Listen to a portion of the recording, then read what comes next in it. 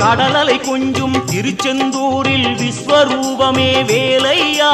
பழமுதி சோலை அறுபடை வீடும் புண்ணிய தரிசனம் முருகையா திருநீர் அணிந்து வரும் போது நெஞ்சில் நிம்மதி பிறக்குது கந்தையா சுகனே சிவனார் மகனே உன்னை பாட பாட சுகமாகுதையா வேல் முருகா அரோகரா அரோகரா வேல் முருகா